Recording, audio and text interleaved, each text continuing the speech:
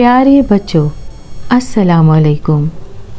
कहानी महल में जो कहानी आज आपके लिए लेकर आई हूँ वो एक ऐसी मुर्गी के बारे में है जो अपने अलावा हर किसी को बेकार समझती थी।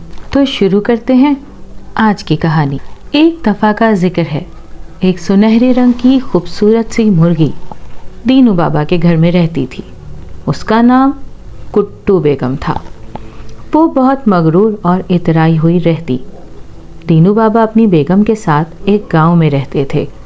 उनके पास कुट्टू बेगम के अलावा एक घोड़ा भी था जिसका नाम राजू था। राजू दीनू बाबा के साथ गांव से सामान लेकर शहर जाता और वो वहां सामान बेचकर कुछ पैसे कमा लेते। इन पैसों से हर रोज़ वापसी पर वो कुट्टू बेगम, राजू और अपने लिए कुछ खाने और ज़रूरत का सामान ले आते। कुट्टू बेगम हर रोज़ बाहर सैर को जाती, दाना दुनका चुगती। वहाँ उसे बत्तो बेगम अपनी सहेली बत्तखों के साथ पानी में छपाके मारती हुई नजर आती। कुट्टू बेगम जब भी वहाँ से गुजरती, बत्तो बेगम बहुत प्यार से आवाज़ देकर कहती, कैसी हो कुट्टू बेगम?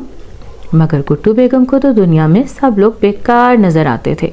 वो वहाँ से इतरा कर गुजर जाती और कहती, ठीक हूँ, मगर दिल में सोचती, ये बत्तो बेगम एक जरा सा अंडा देकर पता नहीं खुद को क्या समझती है। एक रोज दीनू बाबा अपने साथ एक जख्मी कुत्ता लेकर आए। वो कुत्ता बहुत ज़्यादा जख्मी था। दीनू बाबा ने उसका बहुत ख्याल रखा और वो बहुत जल्द ठीक भी हो गया। कुट्टू बेगम जब उसको देखती तो जल जाती और दीनू बाबा को उसकी खिदमत करते हुए देखकर उसे बिल्कुल अच्छा ना लगता। वो यही सोचती कि इस प्यारे से कुत्ते की तो यहाँ कोई ज़रूरत ही नहीं। एक रोज़ दीनू बाबा की बेगम सोकर उठी।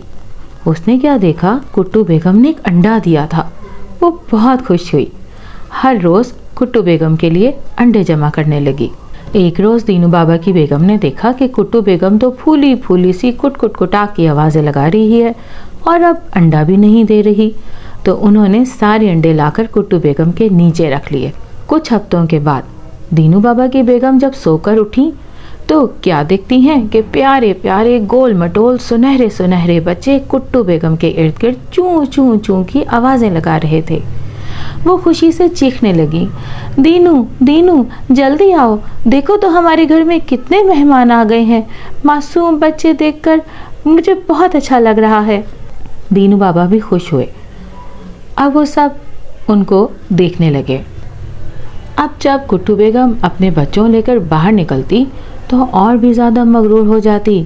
वो वहाँ तालाब के किनारे से गुजरी तो बत्तो बेगम ने उसे देखकर हमेशा की तरह उसका हाल पूछा। कुट्टू बेगम के जहन में आया, अरे ये तो बेकार बत्तख है, बस एक अंडा ही तो देती है, इस पे कितना इतराती है। और वहाँ पर डब्बू भी धूप ले रहा था। कुट्टू बेगम के दिल में आई, अरे ये बेकार कुत्ता अब भी यहीं बैठा है। कुछ देर बाद अचानक से कुछ खड़खड़ाहट की आवाज़ हुई और एक बिल्ली जो कि बच्चों की ताक में थी जल्दी से झाड़ी से बाहर आई और कुट्टू बेगम के बच्चों पर हमला करने लगी। कुट्टू बेगम ने कुटाक कुटाक करके शोर मचाया।